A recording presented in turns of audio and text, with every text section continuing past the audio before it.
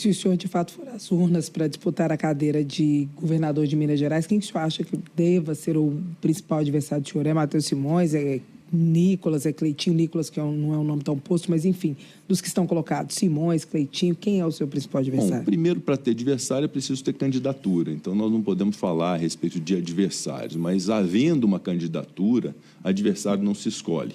Adversário você respeita e busca discutir com ele quais são as suas ideias para o Estado e quais as ideias que ele tem para o Estado. E, às vezes, até você aprende com o seu adversário. Você pode ter alguma coisa do seu adversário que possa ser útil para você fazer uma boa gestão. Então, adversário você não escolhe, adversário você respeita e, de preferência, ganha dele, né? Que é importante na política ter voto para poder ganhar do adversário. Mas é muito importante nós voltarmos a ter essa tradição de Minas do respeito, da civilidade, da boa convivência. Ainda que haja adversidade política, a gente ser capaz de compreender que nós representamos o Estado que está endividado, que está um tanto sucateado, que há um desmerecimento a servidores públicos, que há muitos prefeitos municipais insatisfeitos. Então, nós compreendemos que ele precisa reagir.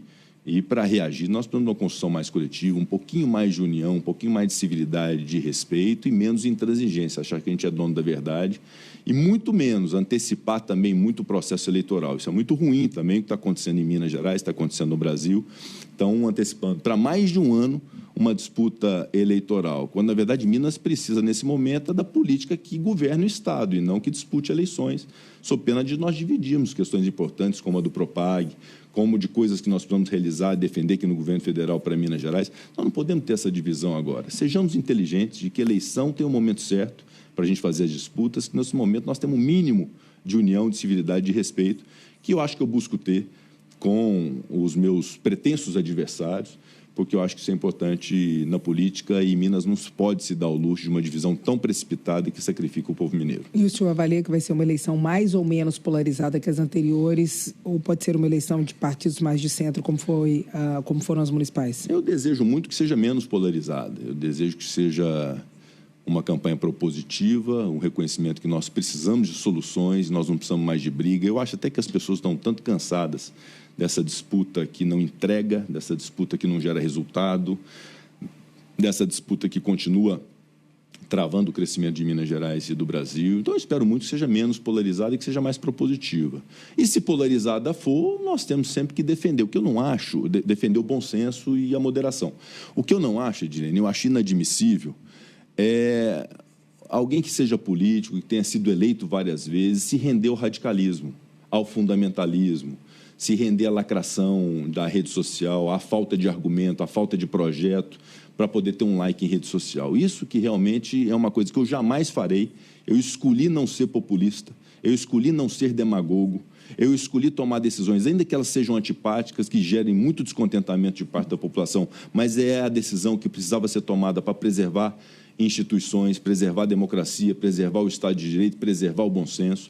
Então, o que nós não podemos é nos render ao radicalismo, porque ele é aparentemente mais interessante, porque ele dá mais simpatia, mais voto e mais aderência. Não, há uma classe política em Minas Gerais que precisa respeitar a tradição de Minas, precisa respeitar a história de Minas, um Estado que deu ao Brasil Juscelino Kubitschek, Tancredo Neves, Itamar Franco, um Estado que deu grandes nomes à política nacional e que não pode se render a esse radicalismo. Então, há quem precise resistir, ainda que isso custe uma eleição, ainda que isso custe votos, ainda que isso custe popularidade, mas é preciso ter essa segurança de alguém que defenda a institucionalidade, defenda o trabalho como fonte de solução para o problema das pessoas.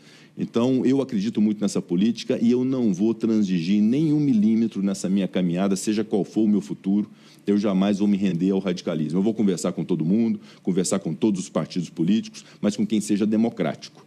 Quem não negue ciência, quem não nega a vacina, quem não nega que houve uma ditadura, quem não nega que nós precisamos preservar a democracia, quem não nega que a institucionalidade, o respeito aos demais poderes e instituições é uma tônica interessante para o progresso do país, que eu não posso sentar com um extremista que negue isso tudo. Isso aí não dá para sentar. Mas com a política de Minas, para a gente poder fazer uma reconstrução do Estado, eu sento com todo mundo que seja democrático e que tenha um verdadeiro amor por Minas Gerais.